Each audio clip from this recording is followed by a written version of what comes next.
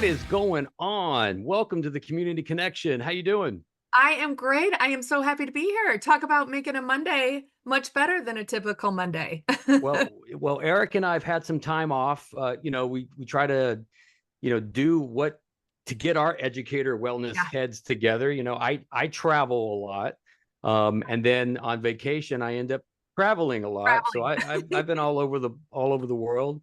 Eric, did you have any spectacular summer trips or anything to Um, take care of did yourself some this did some summer? training, did some trainings this summer, which is always exciting. Oh, okay. Sorry about that. Yeah. Preparing for some trainings of our own here where I work. But it's been a great summer. I've enjoyed it.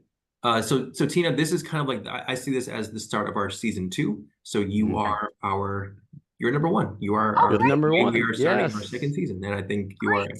a great person to kick it off. Yeah. Perfect. And Eric and I just went, so we don't just do this podcast thing together. We do life together. Like we took my kids. Eric, you were like surrogate uncle for the night, and we went to a rock concert. We saw AJR. It was a great, Oh, I great saw concert. that. Yes, I saw that you had been there. Amazing. Because Yeah. So, yeah, trying to do some this will things. tell you my age and not having kids. So we just went to Foo Fighters on Friday night. Oh, that's It That's great. fantastic. That's was a- fantastic. it was an Uh, amazing show. Yes. I haven't seen Dave Grohl live. That's one This was our concert. first time as well. My husband's a huge fan. I'm a fan. But I swear it was one of the best concerts I've ever seen. And I believe the reason why is because he loves his job so much. It Yeah. just oozes out of, I mean, 75,000 people at Mile High Stadium just were in it with him. It was incredible. That's awesome. Eric and I were just talking about Red Rocks. Yes. Do you go to Red Rocks? Yes. Beautiful, Yes. right? Beautiful Yes. venue. I always tell people it doesn't even matter who's playing. If you happen to be in the Denver area and there is a show, go. You will Yeah. not be disappointed. Yep. Yes. See, told Bucket you. list. Yeah, Yeah, we're for gonna sure. do it. Tina, why are so many teachers quitting? What's going on? Yeah, because the job it's hard. We know the job. It's been a challenging job for a lot of reasons for a long time, but what's interesting is I do a lot of work around supporting new teachers. And Mm, pre-pandemic, the number one reason that new teachers quit was lack of support. And what's interesting is since the pandemic, that number one, it's still lack of support is there, but the number one reason is stress now. mm, And we all know that this is not unique to beginning teachers. So it's a hard job. It was hard pre-pandemic, then we put COVID on top of it, and then quite honestly, in a lot of ways, we just went right back to the way things were and added a few extra challenges on top of that. So I would say yeah. it's hard. Tina, when you It's say lack of support, what mm, does that mean to you? Yeah, a lot of it is building level support. What was amazing to me digging into the research was how many places don't require really any type of specific mentoring program beyond just kind of a one day overview, right? I think of that new teacher orientation where we give them everything they need to know and they don't remember one thing. Correct. And mm, clearly this varies state to state, district to Yep. district, all of it. But there's quite a few places that just really, really lack support, or the mentoring program just we're not training our mentors to know how to help. We're all stretched so thin that you can get into that mentality of kind of the sink or swim mentality for new teachers. So the mm. more targeted support where we're really meeting the needs of the individual teacher rather than just this generalized sense is when we start to see the impact. Because I Yeah. always wonder when people say that, when they say lack of support, and it could mean many different things. So I get that. But Yes. it could mean I don't have enough support in how to do my job effectively, which could Yes. be helped with a mentor, especially for a new teacher.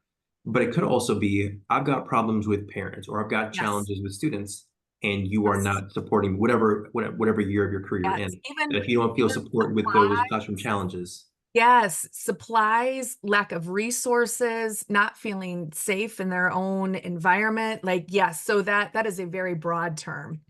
Yeah. Tina, you've written some fantastic books on this topic. I believe your first one was 2018, kind of prior to the, BC, right? Before COVID. Yes, 2015, right, right. 2015, I believe. 20, 2015. 2015 was the first solo authored one Oh, of the wow. original version of Supporting Beginning I showed up. Teachers. Yes. And then COVID happened, Yeah. right? And then I believe you wrote a post, some post work on that. Yeah. Yeah.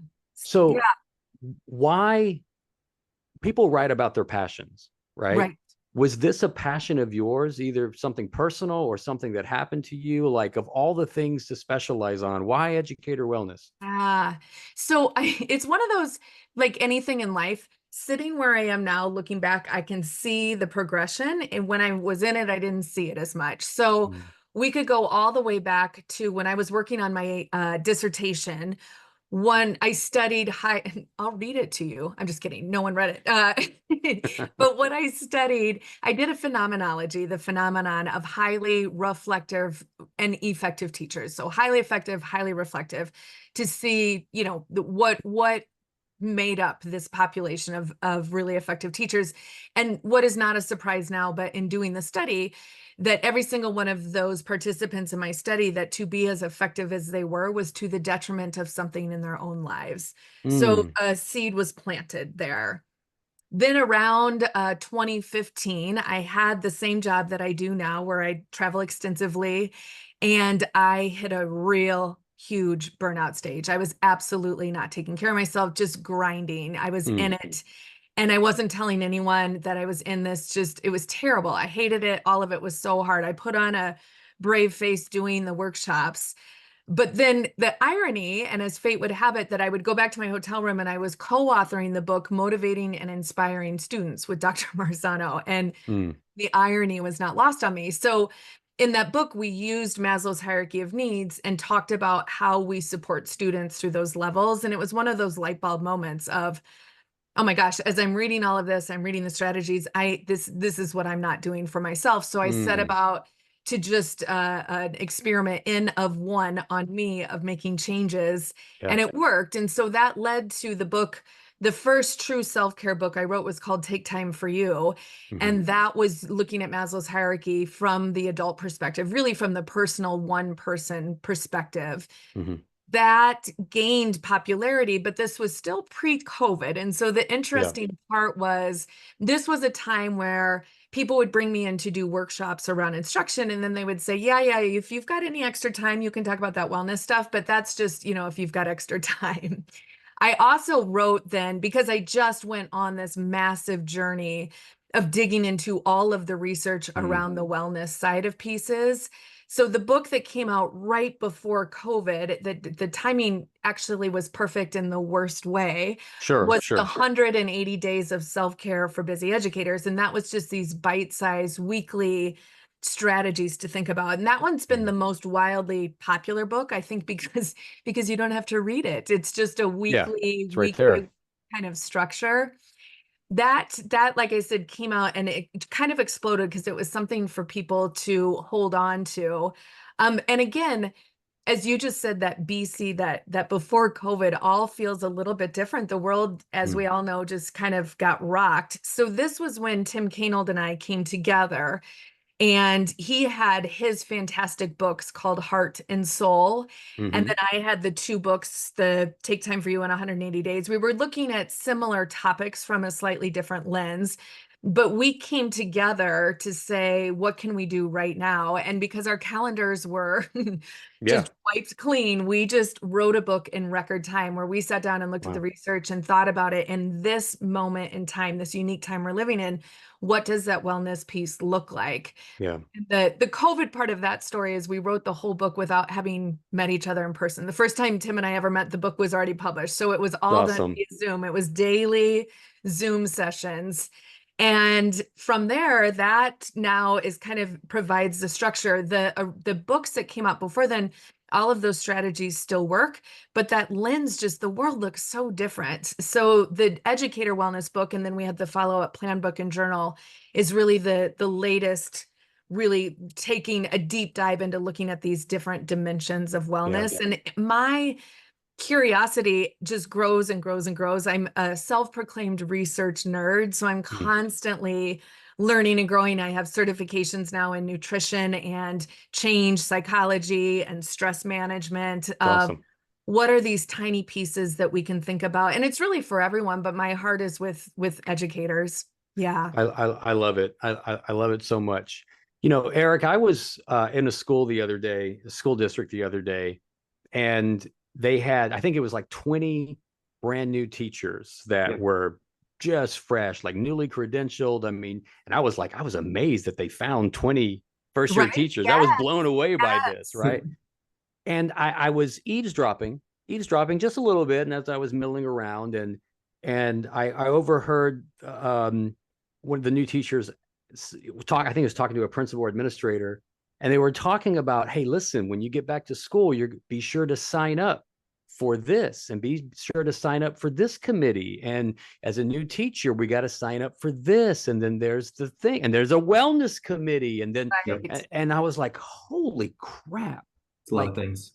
Yeah. Don't sign up for freaking anything. That should be the message in your first And year. I was like, 3 years. and I kind of pulled her to the side. I was like, is this kind of mandatory? You have to do that? You know what I mean? She was like, well, I don't know. That's what my mentor told me to do.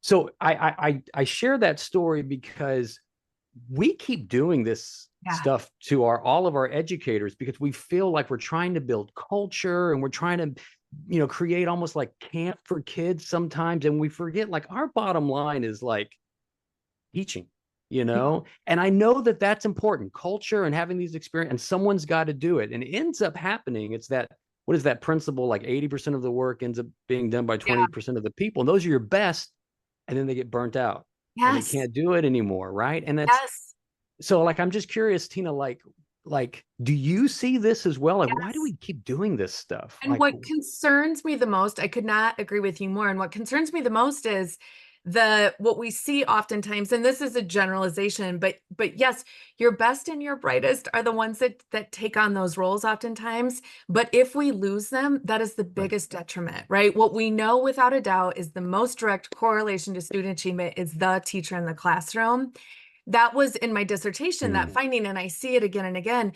We're going to lose them because we're not differentiating, and we are putting those same demands, and we're creating this culture of busy is better.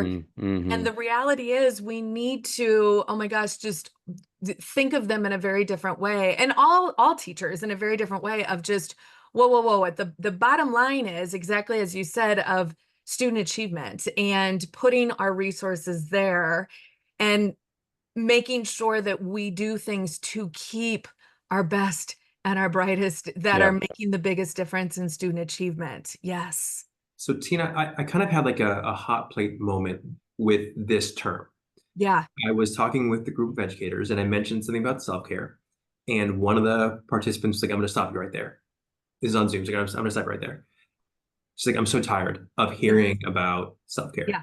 It's like, unless someone creates a system that allows that to actually happen, it just feels patronizing to me as an easy way to say, you should do this for yourself, but no one gives us the ability to do those things. So for me, I like pulled back because I don't want to touch that hot plate again. What are your thoughts on that? Agree. So what's really interesting, same thing. So my my original books talked about self-care. This was before self-care was a dirty word, is what I say. You'll hear me now say wellness more than self-care. But I could not agree with that teacher more. And self-care has become, I call it like consumer care. It's become this thing that we add to our to-do list. And it's something we feel guilty about. And quite honestly, that women in particular feel guilty about, because it's another thing we're not doing. It drives me crazy as well. And we call things self-care that I would not say are necessarily self-care. So places will say to me with the best intentions, yes, self-care, teachers can wear jeans and we have a coffee cart on Friday, to which I say, that's great. And that's not self-care. That's a Band-Aid and it will stop the bleeding. But to that teacher's point, we need to be talking about systems of care, right? In fact, I often refer to moving from self-care to collective care. We can do so much on our own, but the reality is we got to think about the system as a whole. I agree. And it also comes down to how we define self-care. So this gets into the weeds, but I talk a lot about the difference between self-care and self-comfort. And what we really need, in fact, I would say self-care is the crappy stuff. It's the crappiest form because it's the hard stuff. So it's the example I like to give of, I can, in the name of self-care, I could stay up all night watching an entire season of whatever Ozark. Netflix. Oh, thank you. I'm so Ozark. glad. I was going to say Ozark. Yes. Ozark is And great. I could be like, oh, self-care, right? Treat myself. I'm going to do this. Okay, yes, and that's fine every once in a while, but the actual truest form of self-care is knowing when I need to say, ugh, I got to stop this, because you know what I need to show up for my students tomorrow Yeah. is I need to go to bed. Yeah. And so I say it all comes down to it's the choice. And sometimes the choice is to stay up all night watching Ozark, and sometimes, more often than not, the choice should be, Right. I need to go to bed. I need to drink the stupid water. It's the things we know, but are a little bit harder to do. But yes, I think like anything, especially in education, first we need to be really clear about what we are defining. What is self-care? Because everyone has a different definition. And if that definition feels like that consumer self-care, we get a real visceral reaction. But if we get to the core of self-care at the truest sense of the word, I would say is caring for ourselves so that we can bring our best selves to our students, that feels a little bit different. But getting really crystal clear on that, I think, is essential. Yeah. Yeah. These are some of the things listen, I was Eric and I were both principals. I served as a superintendent. Eric's on the district level now, and then get the chance to go see schools all over America. And as I'm interacting with teachers, Tina, and you guys see this as well. Oftentimes we see the professional side of people, which I always think is just the tip of the iceberg. It's inside the school walls is really just it's like, you ever see a duck on water, and they're but the little legs are moving. And sometimes when there is a teacher in crisis, when there's an educator that is not functioning at a high level, or they're struggling, or something's going on, so much of what we're seeing, I often think, is just the tip of the iceberg. It's and I can think of numerous stories where I might have had an educator that was struggling, and I get frustrated because I'm frustrated with the output. But I haven't really taken the time. I didn't take the time maybe to understand the input, like that there's a divorce going on, family, parents are moving in, kids are moving out, there's death, there's illness, there's financial things. And it's because we have to stay that professional mode, we end up like spending all this time getting frustrated and trying to fix the output. But there really are limited to sometimes no resources for what's going on outside of the walls. I could not agree more. That's huge. I'm just curious, systematically, when we talk about self-care and collective care, what are you seeing in the field, Tina, that's mitigating those types of issues, so that we can be professional but also be personal at the same time? So I wrote a book called Coaching for Educator Wellness that hits on this, because I'm going to go back to that statement I made of the most direct correlation to student achievement is the teacher in the classroom. And we've known that forever, which means we've put all this emphasis, as we should, on instruction and pedagogy. Yes.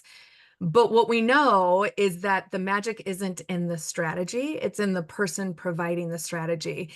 And this big shift to me was when I was an instructional coach.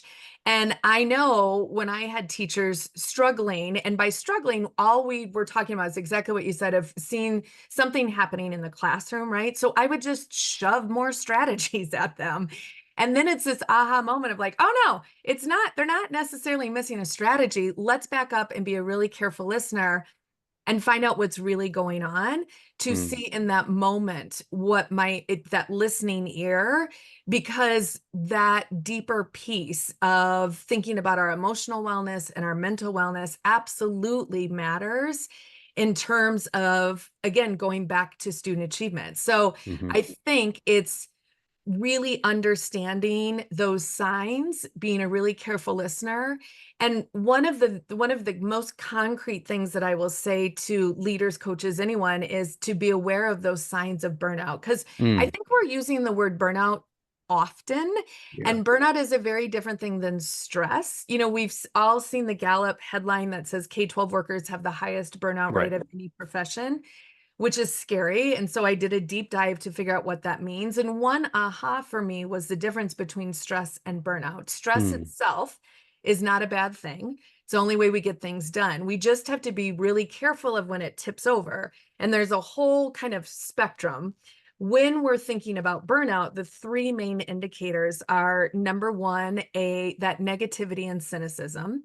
Number two, that's that decreased sense of accomplishment or that reduced self-efficacy. And then number three, that emotional exhaustion. So if we're starting to see that in the adults in the building, that is where, okay, alert, alert, alert, we got to go figure that out. And if you think about those traits, jamming more instructional strategies isn't going to help with that, because this is where the person hates everything and everyone. They don't want to participate in professional development. They're mad, they're exhausted, they're on that verge of getting to a really scary place. So it's recognizing the signs and symptoms of that. I think even talking about it as a staff so we can start to see, and then putting some pieces in place so that we're able to mitigate that. Because think about those traits. That's not what's best for students. We have teachers standing in front of students that are exhibiting those traits. That's absolutely negatively impacting student achievement. So I think the awareness and doing some really concrete work around the difference between stress and burnout, and what are those things that we can put into place when we start to feel the burnout coming in.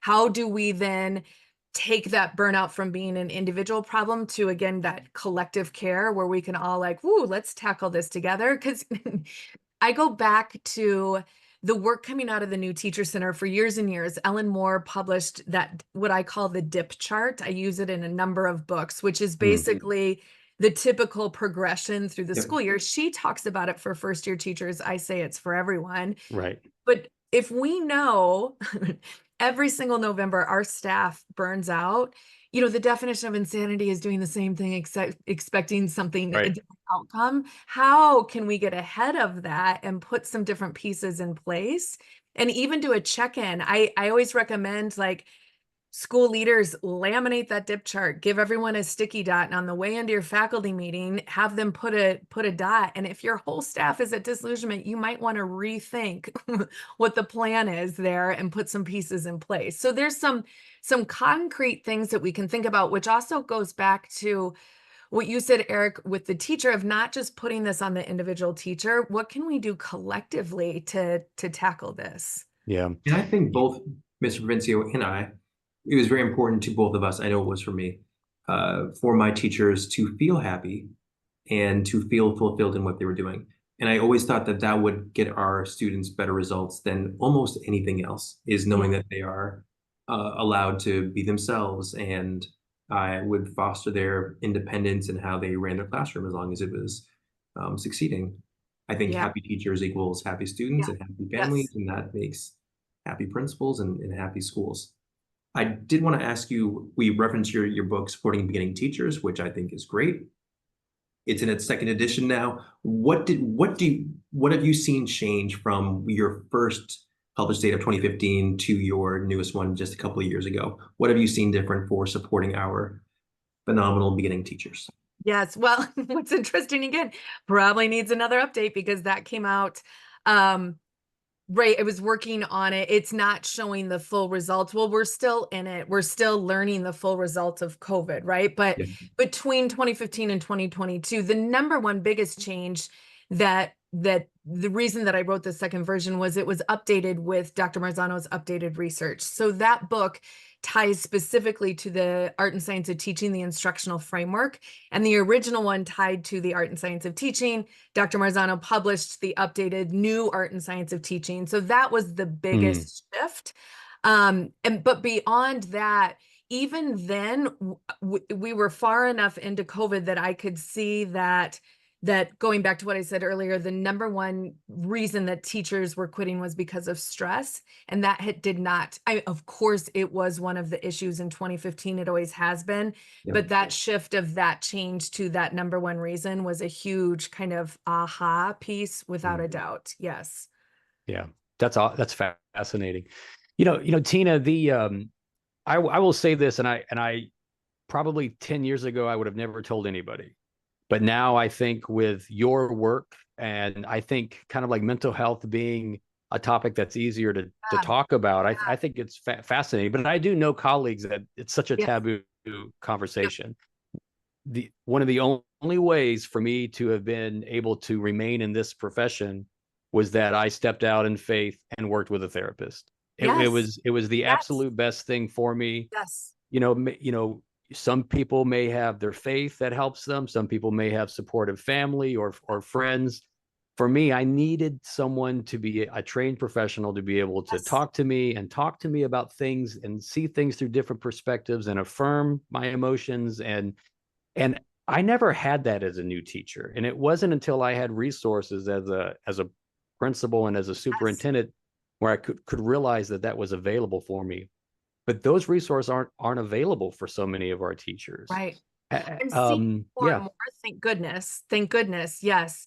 In fact, I have a couple of workshops coming up on this topic, and what I love is the leaders are sending me slides of their mental health resources to make sure that the participants that I work with know that these are available. I could not agree with you more. And what I'm so grateful for is more and more we're able to talk about it. In fact, as we're recording this, I'm so happy because we've been watching the Olympics and talk about watching Simone Biles as the ultimate success story of coming out, being vulnerable, saying, this is what I need. And she got all that mental health support that was so necessary. And look what she's done. Oh, yeah. Got And some to goals. watch her do her mantras, to watch Suni Lee do the same thing, the mantras and the when she talks about the journaling and all of the pieces that she needs to be able to perform at that level, the more that we talk about it and are open about it, I think the easier it is for all of us to talk about it and be open to it. And I'm thrilled that we're getting just easier access, even things like the online therapy. Right. That we're able to have hotlines and resources. I just applaud all of that because I'm with you. We never talked about it. Certainly didn't talk about it when I was a student. Certainly didn't talk about it when I was a teacher. And now we're talking about it, which makes me so happy. Yes. Yeah, no, I agree. Absolutely. So, we've got a couple minutes here, as we kind of transition. Eric, I've got a spit kind of like an off topic conversation. Tina, you ready for this one? So a couple of questions. Yeah. When you are trying to get into that Tina mode where you're zen and you're centered, I'm sure you're a music lover. I'm sure you got a couple of go-to music mixes or artists. Who do you listen to when you want to really get centered and ready for that moment, whether it's a presentation or a speaking event? What's your go-to mix? What do you listen to? This is gonna make you laugh. Well, first of all, I like all genres, but if I had to choose one, and this will just tell you my age, it's 90s hip hop. I mean, my goodness. Yes. Yes. 90s hip hop. So I think Low End Theory by A Tribe Called Quest is the greatest hip hop album of all time. Debate me on it. Anyone out there listening, Tribe Called Quest, 90s low. Yeah. And I remember seeing Wu-Tang Clan with Rage Against the Machine. And that my soul left my body at that. So yes, I am all in. Yes. Yes. All right. 90s. I don't really see you as a 90s hip hop fan. I know. That's why it makes people laugh so hard. Exactly. Well, my very first concert was MC Hammer and Vanilla Ice. So that's quite a combo. That is quite a combo. What about you, Eric? What's your go-to, man? If you want to get centered and get your head right, what's your go-to list, man? Great question. I'll probably put on some Ben Folds, maybe some Wilco, maybe a little December section. Oh yeah. All good. See, I like all genres. Like it depends what mood I'm in. Yes. This is true. I'm gonna indie rock it or indie folk it. Yeah. That's pretty good. That's pretty good. It depends, man. It depends. When I'm over here looking at my vinyl, I got this album right here always this is an album that always centers my soul. A lot of people don't know about this. It's an album called Hum, little band out of Champaign, Illinois. This album came out in the 90s, and it's just space rock. It's like a poor man Smashing Pumpkins. But Nice. this album right here, I probably listened to it 5,000 times. Anytime before I speak, if I go have a big performance, I just put those bad boys on, those headphones on, and just listen to that album. And the band's called Hum. Yeah. Okay. I will look yeah. that up. I'm always looking for. I always love new music. Yes. I know, right? So there you go. As we end this little statement, I don't know where I heard it. It could have been James Clear. I don't know where I've heard this for, but like, if we say yes to something, we're always saying no to something else, right? Always. So if we say yes to that request from an administrator, we're saying no to a lot of different things. And I think as educators, whether it's self-care or collective care or wellness or just thought, is that everything we do has an opportunity cost. And it's generally a time cost as well. And if we can say yes to the right things and not be afraid of saying no to the wrong things, and if we can advocate for ourselves and say no to things that are taking so much of ourselves away, then we're actually going to end up saying yes to things in our profession that matter. And I just think being bold and having the strength and the courage to be able to appreciate that opportunity cost in this profession will help our educators in the long run. So I don't know, Tina, it's a big task, but God bless you for doing this work. Excellent. I can't wait to read the next version 2, version 3, version 4 of all of your books. It's outstanding, and I can't wait to work with you soon. So thank you very much for joining us on the Community Connection. Really appreciate it. Thank you. This has been great. Thank you.